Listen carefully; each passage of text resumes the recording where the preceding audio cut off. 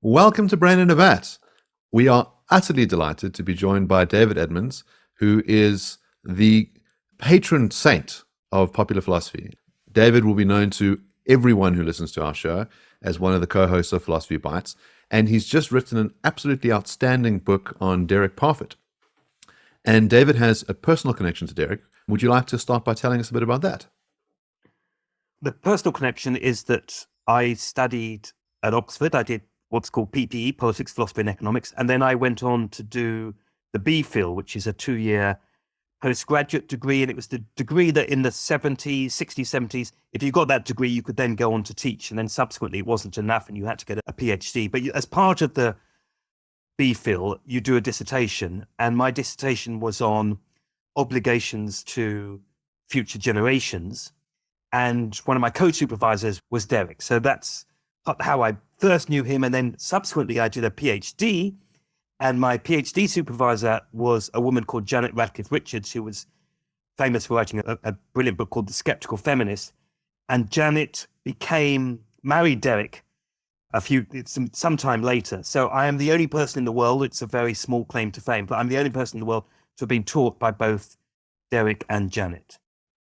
So, David, I've been loving your book. I've been listening to the audiobook version of it, and it's beautifully narrated. It was recently released for anyone who's listening. Please grab a copy. It's fantastic. So I wonder if you couldn't tell us a little bit more about where Derek comes from, his childhood, and the kind of person that he developed from. He was born in 1942 in China. Both his parents were Christian missionaries. All four of his grandparents were Christian missionaries.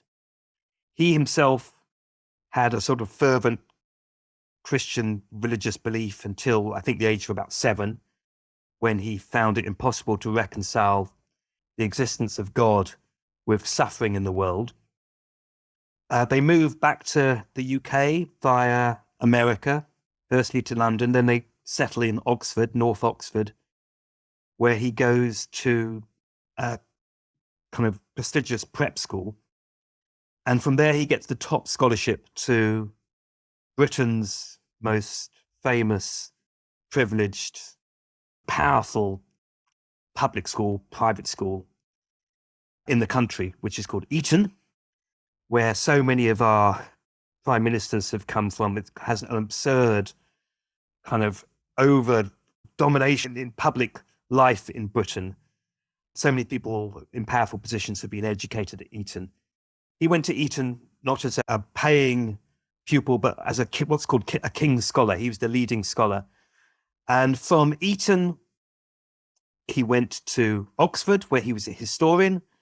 From Oxford, he was a Harkness Fellowship in America, which was like a kind of Rhodes Scholarship, where British students went to study for 2 years in America. That's where he fell in love with philosophy. He went back to Oxford to study for the BPhil, the degree that I did. He never completed the BPhil because he took the exams for All Souls, which is a college in Oxford where you don't need to do any teaching. And he applied for a 7-year research position, which he got. And basically, he spent the rest of his life in All Souls. So on the face of it, not a very interesting life. He spends his life entirely within cloisters, the cloisters of his private prep school, the cloisters of Eton, the cloisters of Oxford, his Oxford undergraduate college, the cloisters of Harvard in America, comes back to the cloisters of Oxford and the cloisters of All Souls. His life is in cloisters. Not very much happens. There's no murder. There's no revolution, and yet he's a very interesting personality. And so my book is about, of course, his ideas, because some people regard him as the most important moral philosopher since John Stuart Mill. Some people make that huge claim.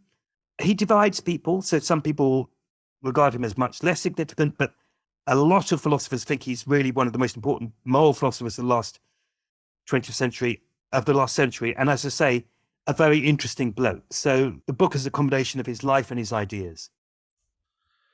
As you say, Derek's one of those people who's just widely loved by professional academic philosophers because his ideas were so novel and exciting, and he writes in this fascinating way. but is not well known to the public. Why should the public care about Derek? What are the ideas that, have had such a strong impact and may have an impact on the public's life as well? That's a huge question. So let me just sketch it very briefly, and then if you want, we can go down various routes and we can go into greater detail. He writes a book called Reasons and Persons, which comes out in 1984, which I read in about 1986. And it's got a very interesting backstory, which we can also talk about if you want. It's a very strange book because it has so much in it. It's got literally thousands of little arguments. And one opponent of the book, a well-known philosopher called David Wiggins, told me that reading it was like being stabbed to death with a toothpick. These tiny little arguments. I loved it. Lots of philosophers love it, and it had a big impact on lots of philosophers. And it's really a combination of different books, but two themes, two big areas in that book are section 3 and section 4. Section 3 is the question of personal identity, what it is that makes me the same person over time, and why am I the same person now as I was when I was a baby, as I will be when I am 85. What does it mean to say I'm the same person? What's important about that relationship between me now and past selves and future selves? A very old philosophical question, and he has very novel ideas and thought experiments which he brings to that. That's one area. The second area, which he single-handedly, I mentioned personal identity has been covered by philosophers before. Section 4 in Reasons and Persons is about future people, the subject of my B.Phil dissertation, and really our obligations to future people. And he comes up with lots of puzzles and paradoxes and conundrums. And he invents that. Personal identity has been done by many philosophers, going all the way back to John Locke and way before. Really, what's sometimes now called population ethics is really created by Derek Parfit. And now it's a thriving subgenre of moral philosophy, but it barely existed until Derek came along and thought up all these weird little puzzles and problems. And that is another important reason to care about Derek. He just, as a sidebar, he writes about other little things every now and again. So he writes this very interesting essay about equality. He gets interested in equality later on, and he writes about equality. That's something that should concern us all, what we mean by equality, what matters in equality. It's a very short article, but it's been very influential. Everything he touches, he has an original perspective on. He's a very original thinker. He comes at things afresh and brings sort of new perspectives on sometimes old problems, and sometimes he invents these new problems. So we should care about it because they're interesting topics in and of themselves, but also because they have practical implications. To start with, I'd love to talk about the Teletransporter. It's one of my favorite thought experiments, and it really changed the way that philosophers and perhaps non-philosophers who've seen the Teletransporter in its various guises in Star Trek episodes and other forms of popular media have thought about the identity problem or the problem of identifying ourselves over time. Can you give the thought experiment and talk a little bit about it? Yeah, so the thought experiment is, you imagine you go into a Star Trek-like teletransporter and all your molecules are copied and you go up to Mars and they're reconstituted in Mars. And you hang around in Mars, then you come back and you're back on Earth, and then you do this sort of many times. And then one time you're copied and you're transported to Mars, and you're allowed to speak to yourself. So the original is on Earth and the copy is on Mars. And then what happens is that you're told that something's gone wrong and the original on Earth is going to implode, die. But your copy on Mars will continue to exist. And Derek asks one to imagine what you would feel, what you should feel. Should you think that you continue to exist because this copy exists? Should you think that you died? And should that matter to you? So that's the thought experiment. And Derek's idea is that pretty much everything important continues. So you may be a copy of yourself, but you're psychologically continuous with yourself. You've got the same memories, you've got the same dispositions, and what's important continues to exist. And the fact that you on Earth have ceased to exist shouldn't matter. What matters is that thing out there, the entity out there, is entirely psychologically continuous with you. That's what should matter to you. You shouldn't worry too much that the kind of the version on Earth of you ceases to exist. So one of the long-standing debates that I have with Jason around personal identity is what are the things that could lead you to no longer exist? And so it seems that for Parfit, what matters is really your mental states, that your original physical body is unimportant as long as you have this continuity between your beliefs and your ideas, and that can persist, you could survive. And that's why the clone survives, even if the original ceases to exist. And so one of the questions is, what happens if your psychological states get very badly disrupted? So we can imagine that the body persists, but you have Alzheimer's and you have severe dementia and your memories disappear. We might think that you cease to exist under those conditions. But what happens if you do something a bit more temporary? So you take a very strong hallucinogenic substance, which puts you into a state of delusions. Your memories disappear, your ordinary beliefs disappear, the way that you engage with the world is entirely different. But then after the drug wears off, those belief states return. Now, it seems that you could hold different views on this. The view I hold is that, let's say you maybe cease to exist for some moment of time and then you're resurrected. Jason holds the view that you die, that there's no such thing as gappy existence, that what happens is that your psychological states change significantly. That ended Mark 1. Mark 2 was the deranged maniac on the LSD or the mushrooms or whatever it is, and Mark 3 is the successor. And I wondered if you had a view on what Parfit would think about all this. So I think Parfit takes a middle way between your two positions. Death sounds very final. And the way I like to think about Parfit's view of personal identity is, this may or may not cheer you up, maybe it will depress you, is that we're dying every second.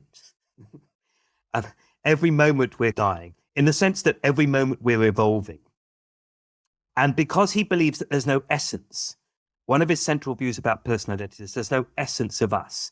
So if you're a religious believer, there's a simple answer to personal identity. You might believe in the soul. And then you would say, what makes me the same person over time is that I have the same soul. I have an immutable part of me that is unchanging, that continues to exist. That's what makes me. Parfit, despite his Christian background, is a secular philosopher, secular moral thinker. He doesn't accept this picture of the soul. He doesn't accept that we have an essence. He thinks that we're merely a body and a mind and that we're continually changing. In the example where you have Alzheimer's, I think he would say you've lost much, maybe not everything, because when you've got Alzheimer's, you don't lose everything. People often say, some people will say, Fred is not the same person that Fred was. That's a very common thing to hear. Fred is a different person. But then you also hear people say, Fred has gone back and still see Fred in there somewhere. And they mean that there are bits of Fred there and the bits that aren't there. And they mean about his character. So that Fred might not have any of Fred's memories. And so lots of Fred seems to have disappeared. And yet there are some dispositional characteristics that Fred still has. You might see flashes of humor that Fred once had, or Fred might have the same generosity of spirit or something like that. And Parfit would say he's in line with those intuitions. Here, much of what has happened, you have lost much of what matters to you has gone. If it were then to come back, which is then your hallucinogenic example, I don't think he would say, Jason, oh, you've died and now you've recovered. He doesn't need that language. He would say, oh, you've just got back much of what you had. You don't need to have this death story. You've just, as it were, it's just reappeared. And given that that was what's important to you in your pre-hallucinogenic state, you've recovered what's important to you. So I think it's a middle ground between you, Mark, and you, Jason. He doesn't need to say you've died and you've now been reborn, but you've recovered what mattered to you originally. I think that's what Derek would say. I think what's interesting is this question of why it's you who's recovered what you've had. So in virtue of what, is it the same person? And you spoke earlier about continuity. So is continuity a causal relation, or what is it? Is it just similarity that the person, let's say, who recovers from Alzheimer's, which my understanding is that doesn't happen except sporadically, but let's just say it's a permanent recovery from Alzheimer's. That person, have they, it seems like there's some weird causal chain going on there. There were these mental states which were then lost and then recovered. But we might think there's not really a nice story of causal continuity. Or in the drug case, you take the LSD, there's this radical change, and then the person the next day is very similar to the person the day before the LSD, except maybe with some bogus enlightenment. So I wonder, there's this uncomfortable gap. Yeah, you're getting very deep into the weeds of personal identity philosophy. So I applaud you for that. But these are very difficult questions. So I was asked the other day, did Derek change his mind about anything? And I think there are very few examples of Derek changing his mind about anything. But in this area of personal identity, there is evidence that he changed his mind in a couple of ways about personal identity. One is what you just mentioned, that I think he later on wanted there to be a kind of causal story, which I think in Reasons and Persons isn't really there, because as you say, the psychological continuity seems to be enough on its own. And if there's no causal story, that doesn't seem like it matters. And I think later on, he felt the need for a causal story in the way that you're hinting at. Another area is that he never became an animalist. An animalist says that what we are is essentially animals. We're essentially organisms. And that's a strong strain in this area of philosophy. But he was, I think, convinced by some arguments that although we are not animals, what matters to us is psychological continuity. Nonetheless, the psychological aspect of us has to exist within a kind of vehicle, as it were, within a body. So although we're not our bodies, and it's not our bodies that matter, if we lose our toenails or our arms, or that's not affecting our personal identity, that's not what matters. He later on came to the view that our psychological continuity, and this is related to your causal story, has to exist within a kind of physical entity. So I think Jeff McMahon, in fact, a very good friend of Derek's, I think he described it to me as something like the horn can't exist on its own of a car. It has to exist as part of the car, but the horn is not itself the car. The horn can make a noise and stuff. It's not the car making the noise. It's the horn making a noise. And I guess his kind of mature views on personal identity were a little like that. Now, the thing to know about Derek and personal identity is the one thing that remains absolutely uniform throughout his philosophical life is the view that identity is, people say, are you identical with the past, your past self and the future? That is not what matters. Identity is not the key thing. It is the psychological connectedness that's the key thing. And that, even though he changed his, you've already come up with this very interesting idea about causation, and then there's this view about does psychological continuity have to sit within a particular organism? Even when you take those kind of important subtleties, his central argument remains the same, which is it's not, identity itself is not what matters. And we talked about the transportation thought experiment. He has these other thought experiments. I just mentioned one, which seem to suggest that identity is not what matters. So he imagines that a brother is biologically dying, and one hemisphere of the brother's brain is put into that there are triplets into brother B, and one hemisphere of a person's brain is put into a brother C. And we know that this is not totally fanciful, because we know that with epilepsy, they can cut the brainstem and you get these two spheres of consciousness. And we have these two spheres of consciousness in our brain. And he says, which is the original brother? Is it brother B or is it brother C? Now, it seems entirely arbitrary to say that it's brother B, or indeed that it's brother C. Why would it just be one brother rather than the other brother? But we can't say it's both brothers, because both brothers will then go off and have independent lives. They'll have different memories. They'll have different experiences. They might marry different people. Obviously, they will marry different people if they get married, have different kids. They'll have different lives. They're not clearly identical to themselves, to each other. If they're not identical to each other, they can't be identical to the original brother. So what do we say about that case? We just don't know. We just don't know what to say about that case. But Derek says we don't know what to say about that case in terms of identity. What we can say is we've got psychological continuity in both brothers. So it's two for the price of one. You should be doubly pleased that you carry on existing in two branches of life. And although we don't know what to say about identity, we have a story about psychological continuity, and you should welcome the fact that you, as it were, you now exist in these two different branches. So I suppose there's an element in which people use that idea all the time, where they say, my father lives on through his work or through his ideas. Yeah. And we might think that the thing that made you uniquely you, the particular beliefs you had, really can echo through multiple generations. And you can carry that spirit going forward, even if your physical body ceases. And you might think that you can be multiply realized in the way that the brother lives on in these two siblings, that a certain idea or a certain personality trait that was essentially you lives on multiply in all these other people. But maybe we're now in some sort of strange metaphorical language that doesn't really match what we mean when we talk about surviving. And so there's a kind of mystical strange you could take, where you can say you live on in this way, or you can say, no, as soon as the brother had his brain cut in two, that was it. That brother ceased to exist. And now we have these things that kind of look like him floating around, these simulacra, but there's no survivorship.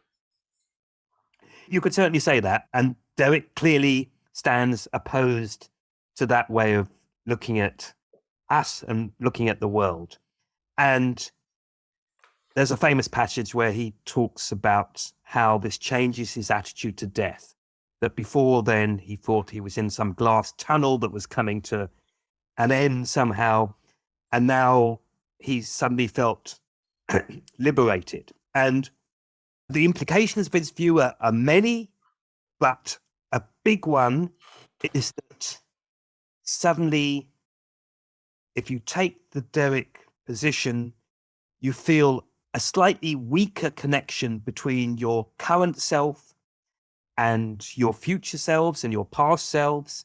You've lost the idea of an essence. We're constantly changing. I can barely remember what I was like when I was 10 years old. I have very few memories of being younger than that. We have a weaker relationship with our past selves and our future selves.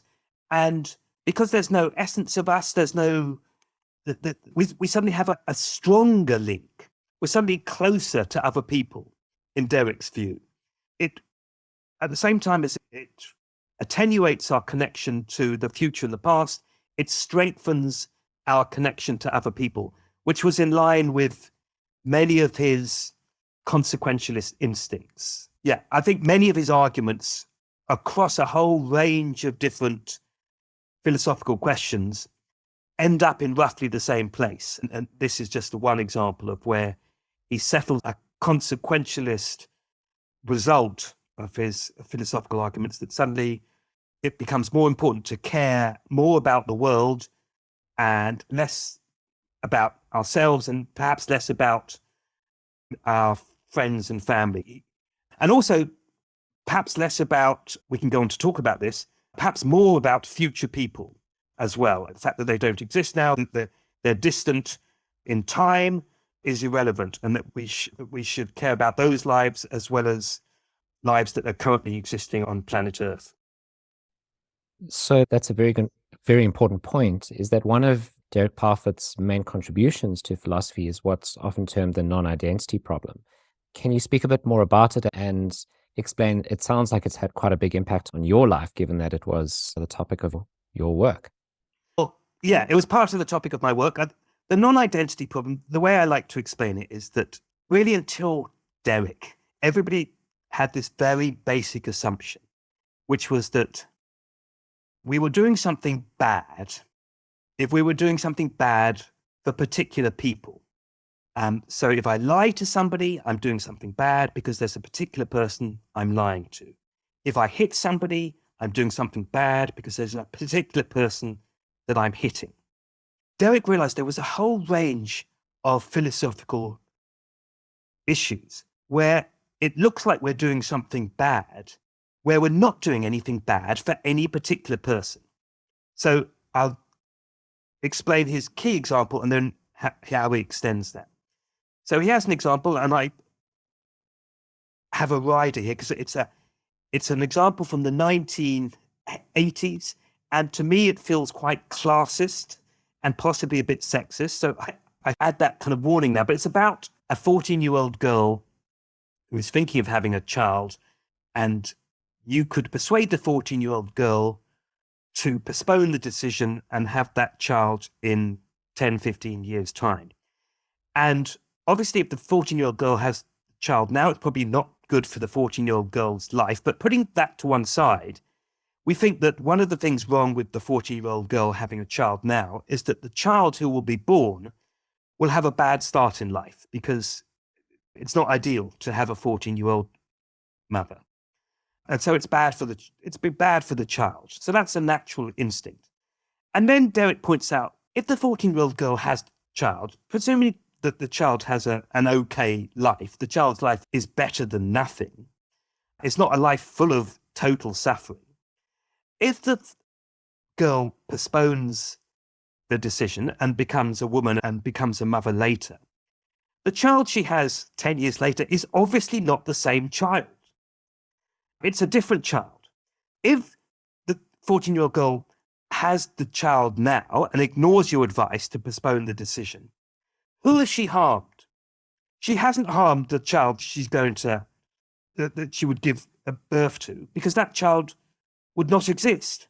Another child would exist. We're all a unique combination of a particular egg and a particular sperm, and various actions can change who exists and who doesn't exist. So that's the very basic thought. And then he goes on to extend that to a whole range of other policy decisions, which we can talk about, which will affect the types of people who would exist. And then the puzzle is, if we do something that affects the identity of future people, what have we done bad if we've done nothing bad for any particular person? So it seems like one view you could take is that it's not about duties to particular beings, but that it is about adding up pleasure and pain in the sky. So when you take the view from nowhere, you say, what's going to cause more suffering or cause more pleasure, and that you have some kind of obligation to do that. So you could say on that basis then, that the child that's born with disabilities or born to the young mother who's unable to support that child will have less capacity for experiencing pain, more capacity for suffering, versus the other being that we brought in under different conditions. And that could create the obligation. There's another view which can be taken, David Benatar's view, which is that always being born will guarantee that you will experience some form of harm, that the nature of life is that you will be harmed at some point, you will experience some pain. Whereas if you're never brought into existence, you will experience no pain. And on that basis, it's always wrong for the being to bring them into existence. And David Benatar takes the view that solves a lot of the population ethics problems, because the answer is the mass extinction of humanity through not bringing them into existence.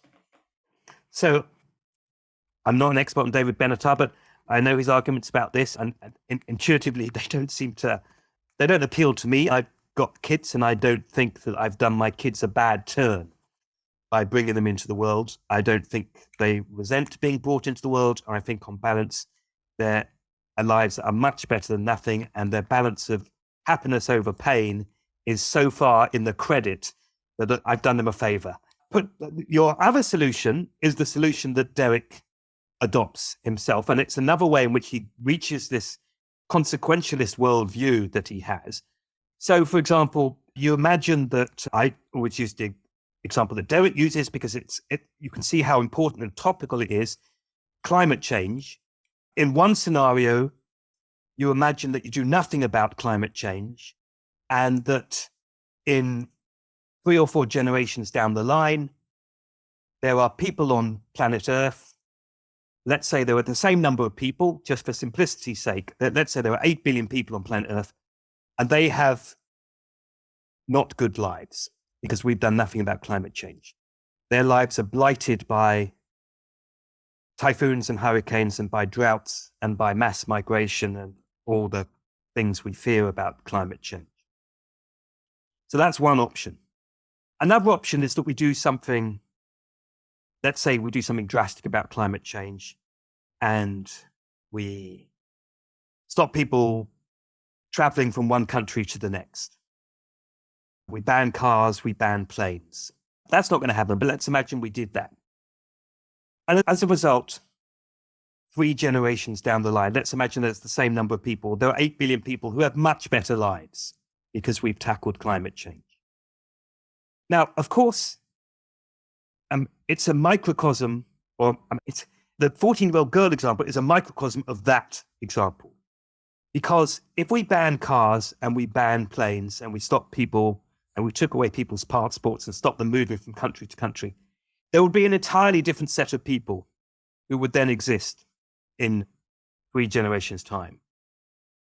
Now, if we imagine that in 3 generations' time, there was exactly the same number of people, so we've got the choice of 8 billion flourishing lives or 8 billion miserable lives. Clearly, we should go for the option where we've got 8 billion flourishing lives.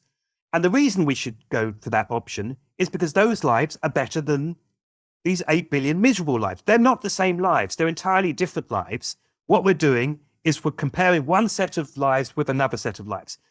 If we went down the route of doing nothing about climate change, we would have these 8 billion lives. We wouldn't have hurt anybody. Assuming that those lives are still, despite the droughts and all those problems, assuming those lives are still better than nothing, we wouldn't have harmed anybody because those people would not otherwise have existed. So we can't say we've harmed any particular people. We have to go down the route you suggested, Mark, in your first explanation. We have to say the reason we've done something wrong is we've ended up producing a whole bunch of lives that are much less well off than a whole other bunch of lives that we could have produced had we done something more sensible. To non-philosophers listening to these thought experiments and these considerations, they might find them quite bizarre. So the teletransporter, thinking about future lives that may or may not exist. And they might be wondering, what kind of minds did they issue from? What kind of minds did Derek possess? Okay, I'll answer that. But I just want to say, for non-philosophers, these might sound very abstract, obtuse thought experiments, but actually they are important. What it is that makes me the same person over time is important. It might affect, for example, how I think I should plan for the future. It might affect how much money I think I should put in my pension plan. It might affect how I feel about things that I did 30 years ago, long past crimes.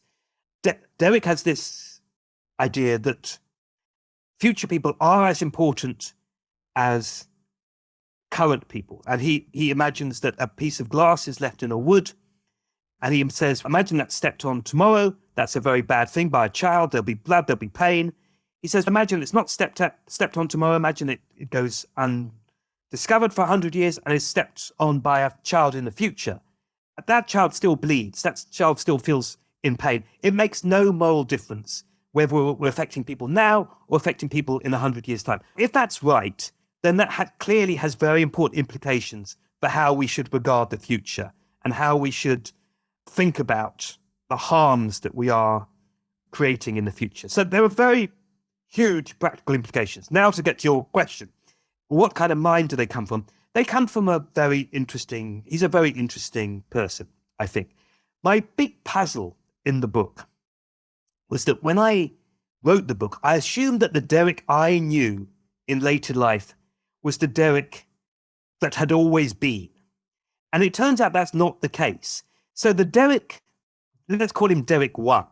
Ironically, I tried to uncover what was his identity. He spends all his life working at personal identity, and my sort of book is trying to work out what's the real Derek, what's the essence of Derek, which of course is not a question he would like. But in his early life, he's got so many interests. He's interested in he's a historian initially. He's a debater. He's a chess player. He's a musician. He's interested in everything. Gets involved in pop. He's interested in politics. He has girlfriends and he has a kind of rich life. And slowly he sheds all his interests. And then by the time I was taught by him, he's only got 2 interests. He's got philosophy and he's got photography. And his photography is an obsession with him. He spends every year going to the same places. He goes to Venice, he goes to St. Petersburg, as it was Leningrad, as it was then, and he photographs Oxford. Those are his 3 venues. And he photographs the same buildings every year at sunset and sunrise. And then he spends thousands of his pounds of his savings trying to make the perfect photos. This was before Photoshop, and it was very expensive to touch up photos. And he would send them back and forth to these experts, and he would change the tint of the photos, and he'd want them to have more yellow or more pink, and he would want the people to be removed from the photo. And if he saw a lamppost in the photo, he might want that removed. A very expensive process. And as I say, he spent an incredible amount of money trying to perfect these photos. And then by about the turn of the century, he then dispenses with photography, and all that's left is philosophy. And what he increasingly becomes very eccentric, and there were lots of examples of that. So often his behavior is very eccentric. So the puzzle was, what do these 2 Dereks have in common, if anything? And what's the real Derek? Who's the real Derek?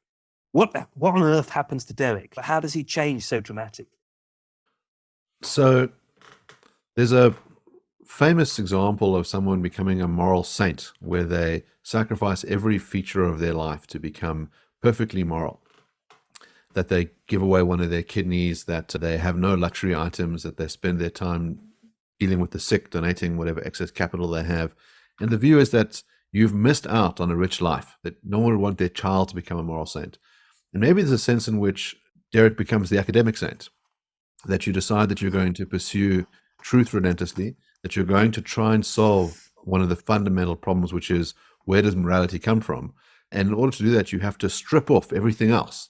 So I know one of the things that he used to do was drink his coffee cold, like instant coffee cold, because it saved time, that he would eat almost identical meals, which I think were vegan and rather tasteless, that this paring down put him on this voyage. And maybe if you think that future generations matter a lot because they're going to be around for so much longer than your individual life, that it's worth making these sacrifices if you can solve fundamental problems for them, that you become the ultimate utilitarian, where you say, if I can bestow the gift on humanity of solving where morality comes from, think about how much good that would do. And my life as a mere mortal is not that significant. And I get to live on in some kind of ways through the gifts that I bestow upon them. I suppose one of the questions is, does Derek succeed? Does he solve this problem of where morality comes from? His last book is On What Matters, which he worked on for 25 years. And he tries to blend all the major moral theories together. How does that project go? So there's a lot in that question. Susan Wolf, who writes about the moral saint, says that the moral saint, as you say, loses lots of aspects of what makes an important life, including, I think she says, a sense of humor. It's very difficult to be a moral saint and to be funny, because often to have a sense of humor is to have a bit of cruelty about you. Lots of humor is linked to cruelty. And interestingly, actually, and amazingly, one of the most extraordinary aspects of Derek's personality is that he had no cruelty in him at all, nothing. And I've read, from the beginning of his life to the end of his life, I've read hundreds of letters and articles. There isn't a scintilla of malevolence. And I've never come across another human being for whom that is true. So that was a remarkable thing about Derek, that there's nothing of that. It's a matter of empiricism. There is an empirical question about whether if you do devote yourself in this very single-minded way, you are more likely to succeed in your outcome, in your goals. And I'm not at all convinced by that premise. I don't think that premise should be accepted at all. I think he didn't help himself because he gave up everything else. I don't think it helped his philosophy. In fact, on the contrary, it's quite possible that immersing himself in this very narrow world, it certainly harmed his life because it meant that he cut himself off from friends and from relationships, and he deprived himself of joyous occasions. He lost out on so much, people's weddings and so on. It cost him a lot in terms of his life, but it possibly also cost him something in terms of his academic life because he had so little to draw on. He was so narrowly focused. And I think his motivation was possibly what you suggest, that despite all that, I think he felt that he was one of a number of people capable of tackling difficult issues, and maybe it was a kind of duty, I don't know. Maybe not a duty, but I think he felt that it mattered. It was so important that these other things mattered less. So again, I think he was wrong about that. I think he was very wrong about that. But then your overarching question is, maybe it would all have been worthwhile if he'd pulled it off. If at the end of it, he'd come up with the meaning of life, and it wasn't 42, it's 42 and a half, and he could brandish this result and prove it to everybody else. So everybody said, Derek, you're right, it's 42 and a half, and everything is now different.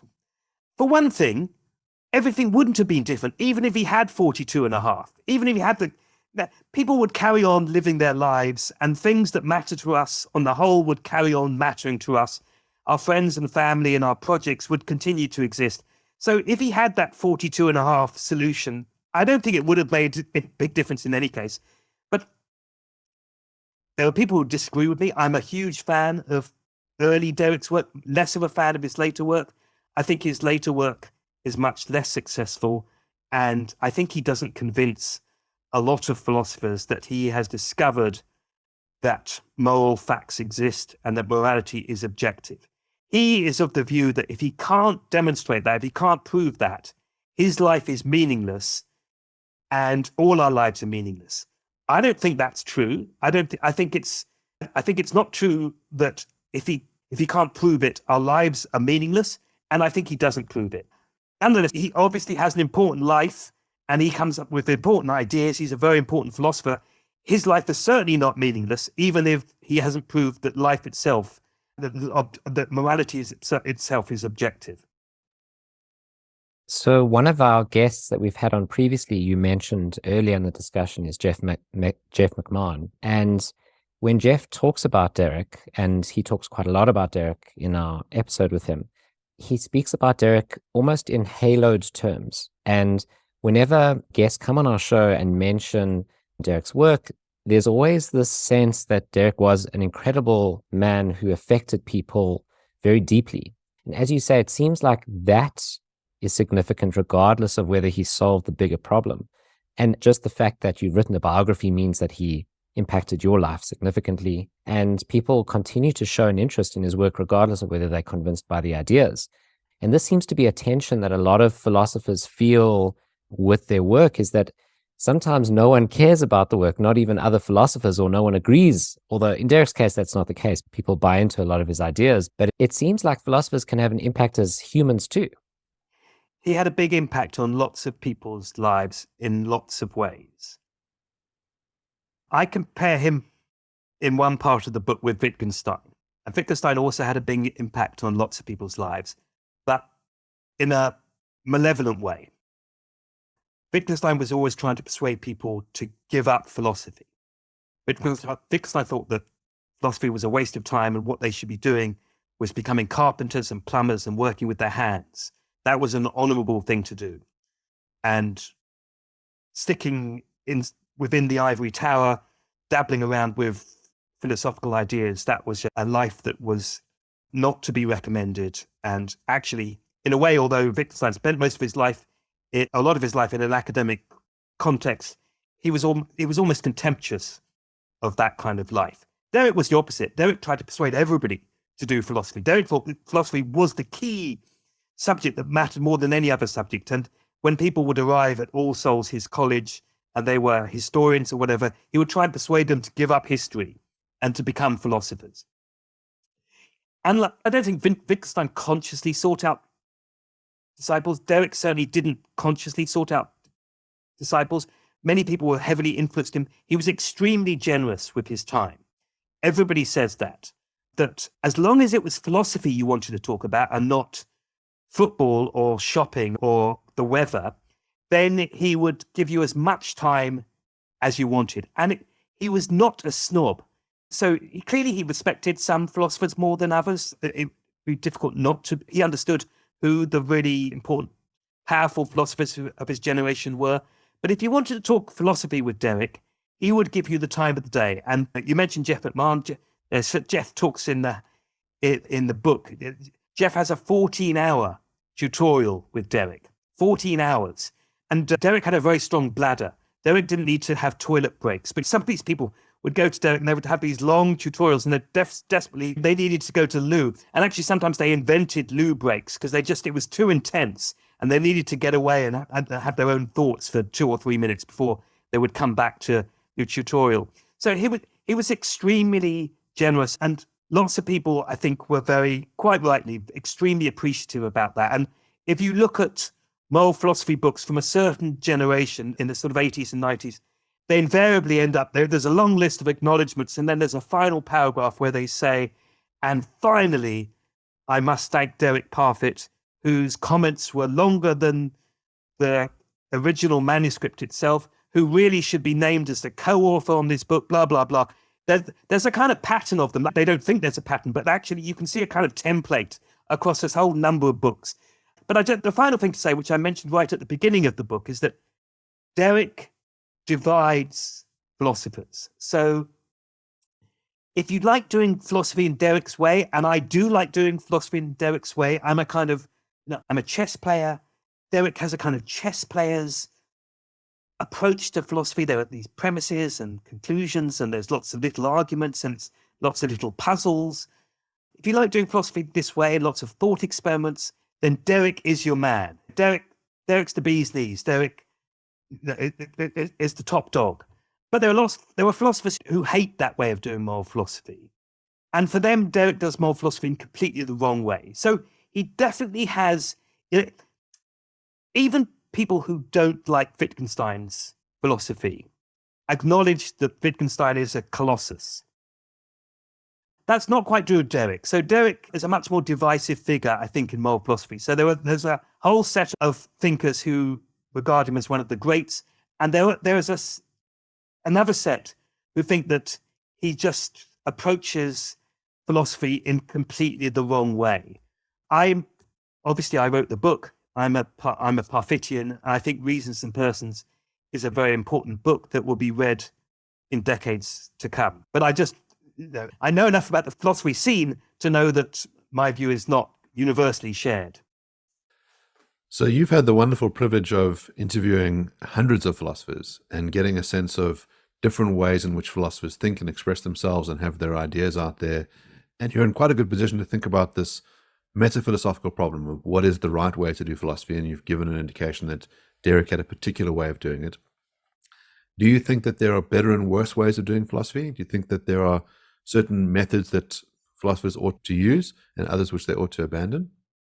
I think it's difficult to give one answer across the whole range of philosophical domains, because I think moral philosophy and logic and philosophy of mind and linguistics and aesthetics, they all have different sets of problems, and sometimes there are different ways of approaching the solutions.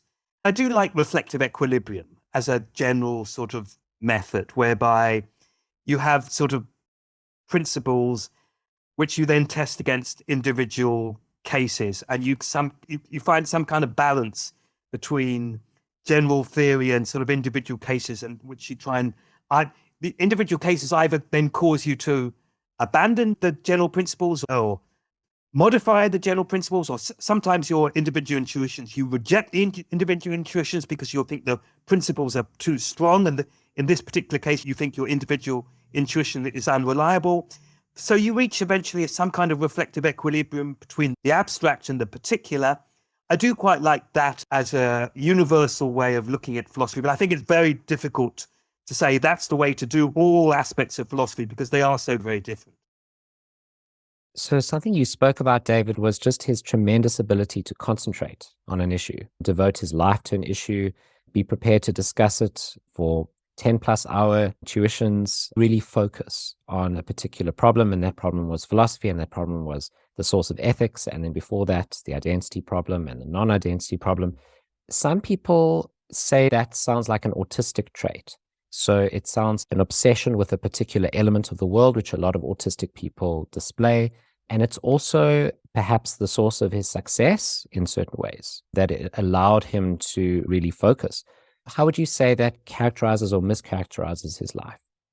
That's a good question. And the word obsession is possibly the word that crops up most, apart from the word and, or the word obsession crops up a lot in the book. Of course, autism is a very complicated diagnosis, and there's a whole basket of sort of symptoms, and it's very difficult to diagnose somebody, not a sort of expert. But Derek did wonder himself whether he was autistic. So I found some documentation where he suggests as much to various people. And although you say extreme concentration is one criterion, of course it is, but there's a whole bunch of other criteria. And Derek seems to tick most of the boxes, actually, in terms of social awkwardness and so on, regular lifestyle. I found it difficult precisely because I mentioned earlier that doesn't seem to be the early Derek. And autism is not something that you develop. Autism is something you have throughout your life. Well, I won't give it too much away, actually, because that's in the final chapter of the book. Read the book. But I try and come up with a solution that explains the difference between Derek 1 and Derek 2, in which autism plays a part in the explanation. Let me just put it that way. So it sounded like writing this book was just an enormous endeavor, and that you had to encounter Derek's writings, but then also in the sense that those that were published and those that were private. The book references long letters, poetry from him when he was a child. What are the salacious things that you came across that didn't make the book?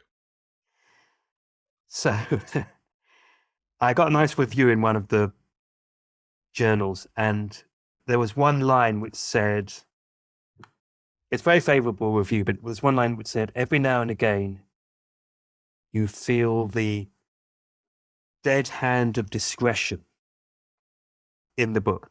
So I'm obviously not going to tell you.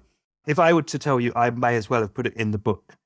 There were one or two things I decided I wanted to leave out, but everything that needed to be in there to tell the story is in the book. And there are some strange stories in the book. There's lots of strange stories in the book. There's lots of weird anecdotes, baffling things that Derek does. There's a lot of stuff in the book. I didn't leave out anything that would have provided any explanatory power in terms of him as a person or in terms of the ideas. He only died in 2017. I did more than 200 interviews. There were a lot of people around, of course, who still knew Derek.